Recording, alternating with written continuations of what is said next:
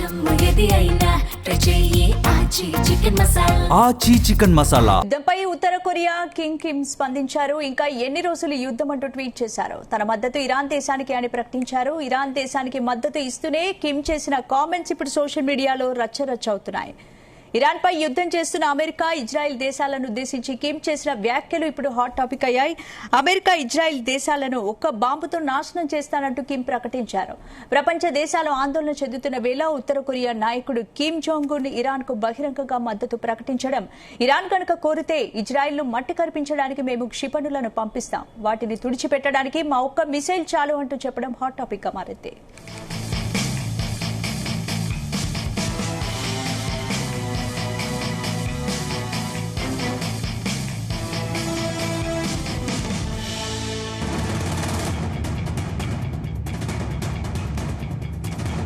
ఇందుకు సంబంధించి పూర్తి అప్డేట్స్ మా చీఫ్ న్యూస్ కోఆర్డినేటర్ రాధాకృష్ణ అందిస్తారు. రాధాకృష్ణ. గుడ్ ఈవినింగ్ స్పందన. ఇరాన్ ఇజ్రాయెల్ సంబంధించి యుద్ధం నేపథ్యంలో తీవ్ర పరిస్థితులు రోజు రోజుకు చేదారిపోతున్నాయనుకోవచ్చు. సో తాజాగా కూడా ఇరాన్ కు మద్దతు ఒక్క దేశం బయటకు వచ్చి బయట బాహటంగానే మాట్లాడుతున్న పరిస్థితి కనపడుతుంది.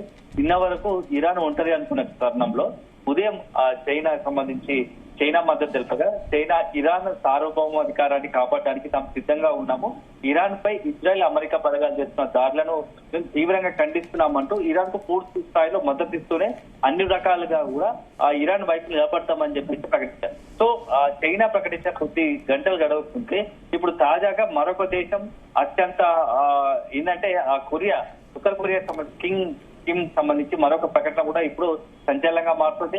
సో యుద్ధం ఎన్ని రోజులు ఏంటి అన్నట్టుగా మాట్లాడుతున్నారు ఉత్తర కొరియా కింగ్, ఉత్తర కొరియాకు సంబంధించిన కిమ్. సో నా మద్దతు ఇరాన్ దేశానికి, నేను ఇరాన్ వైపు ఉంటాను అంటూ కూడా కిమ్ చేసిన ప్రకటన ఇప్పుడు ప్రపంచవ్యాప్తంగా కూడా కొంత సంచలనంగా మారింది.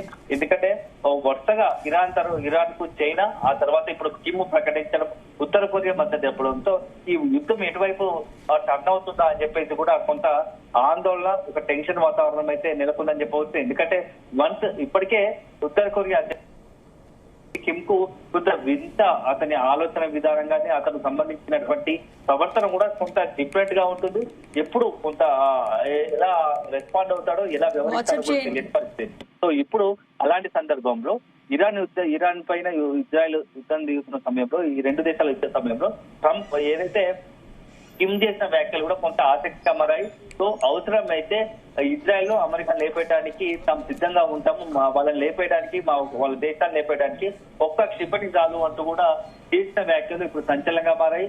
నాకు ఒక్క బాంబు చాలు, నాకు ఒక్క బాంబు ఇస్తే నేను మొత్తం ఆ దేశాన్ని లేపేయగలను అని చెప్పేసి కూడా చేస్తున్న ప్రకటన అనేకమైనటువంటి అనుమానాలకు, ఆందోళనలకు ఓ కారణం వస్తుందని చెప్పవచ్చు.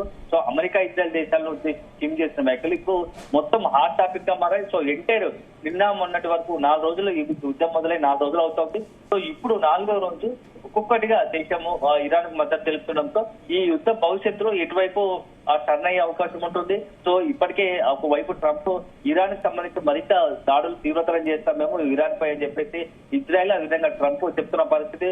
ఉదయం ట్రంప్ చేసిన వ్యాఖ్యలు అత్యంత కీలకం. 24 గంటల్లో ఇరాన్ లోని చెత్తనంతా కూడా ఏరి పారేస్తామంటూ కొంత సంచలన వ్యాఖ్య చేశారు. అంటే ఇంకా కూడా ఇరాన్ లో అక్కడ సంబంధించి ఇజ్రాయెల్, అదేవిధంగా అమెరికాకి సంబంధించిన వ్యతిరేక కార్యకలాపాలు నిర్వహించే వాళ్ళందరూ ఉన్నారు.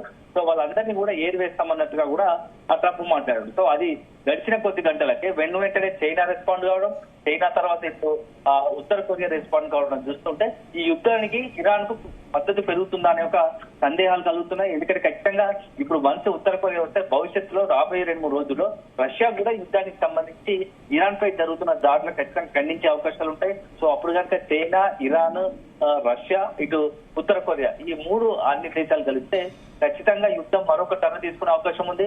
ఇప్పటికే ఉత్తర కొరియాకు సంబంధించినటువంటి అధ్యక్షుడు కిమ్ మాట్లాడుతూ ఇరాన్ కు అన్ని రకాలుగా మేము సాయంగా ఉంటాం, అవసరమైతే మా ఆయుధ సంపత్తిని ఇవ్వడానికి సిద్ధంగా ఉన్నాము.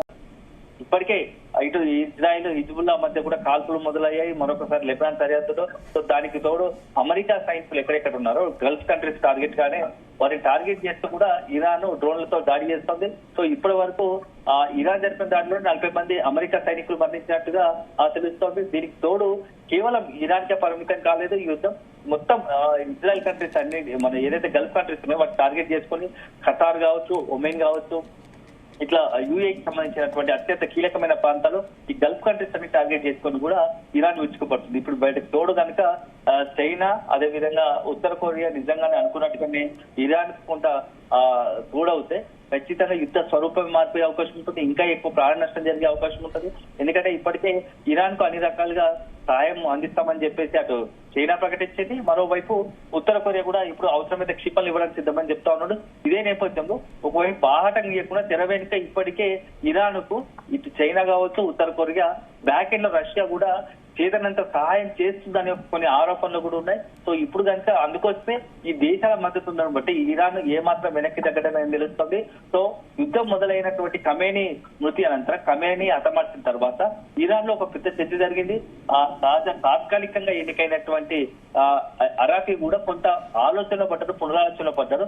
ఇప్పుడున్న పరిస్థితుల్లో యుద్ధానికి పోతే ఏంటిది అనే అనేక అనుమానాలు వ్యక్తం చేశారు. ఈ తరుణంలో ట్రంప్ కూడా కొంత చర్చలకు ఇరాన్ ముందుకు వస్తుంది అనేది ఒకటి ప్రకటన చేశారు. కానీ వన్స్ ఆ చేసిన ప్రకటన కొంచెం 2 గంటల 3 గంటల్లోనే ఇరాన్ నుంచి మరొక ప్రకటన వచ్చింది.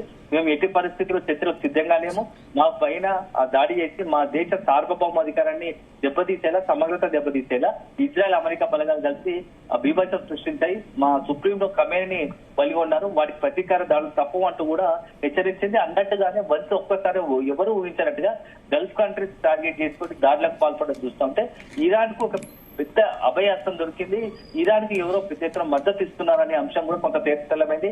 సో ఆ యొక్క ధైర్యంతోనే ఇరాన్ ఇలా ఇజ్రాయెల్, అమెరికాతో పాటు ఇతరత్ర గల్ఫ్ కంట్రీస్ మీద దాడులకు పాల్పడుతుందని ఒక వాదన కూడా ఉంది. సో అనుకున్నట్టుగానే ఇప్పుడు చైనా, ఉత్తర కొరియా వచ్చింది. భవిష్యత్తులో ఒక 2-3 రోజుల్లోనే రష్యా కూడా ఈ యుద్ధానికి సంబంధించి ఇప్పటి వరకు నోరు మెదపలేదు. ఇరాన్ కు మద్దతు ప్రకటించడం వెనుక ఏమైనా కారణాలున్నాయా, లేక ఇది కేవలం అమెరికా వ్యతిరేక వైఖరితో చేసిన కామెంట్స్ అనుకోవచ్చు?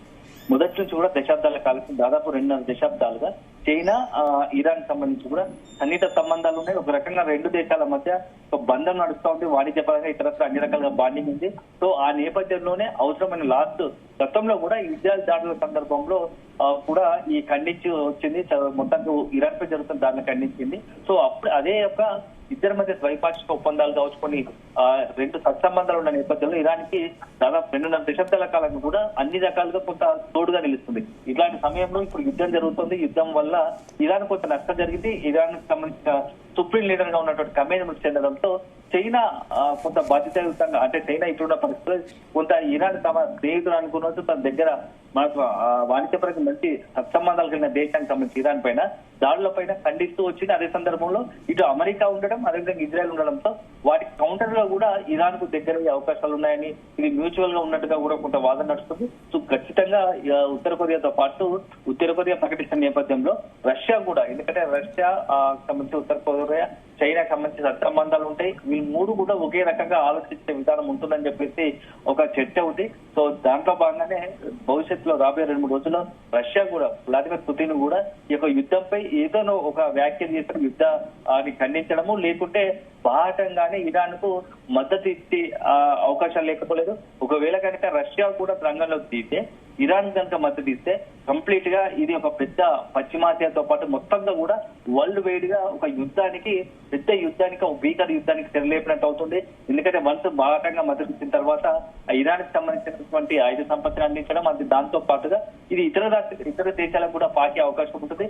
అల్టిమేట్ గా ఇది ఒక 3వ ప్రపంచ యుద్ధానికి దారి తీసే అవకాశాలు కూడా లేకపోలేదని చెప్పేసి కొంత ఇటు నిపుణులు కావచ్చు, అంటే ఎవరైతే ఇప్పుడు పరిణామాలు గమనిస్తున్న వాళ్ళంతా కూడా అభిప్రాయపడుతున్నారు. అదే కనుక జరిగితే ఇది యావత్ ప్రపంచానికి, మానవాళికి ఒక పెను ప్రమాదంగా, పెను ముప్పుగా కూడా భావించాల్సి ఉంటుందని చెప్పేసి ఒక వాదన వినబడతా ఉంది. Thanks for the updates.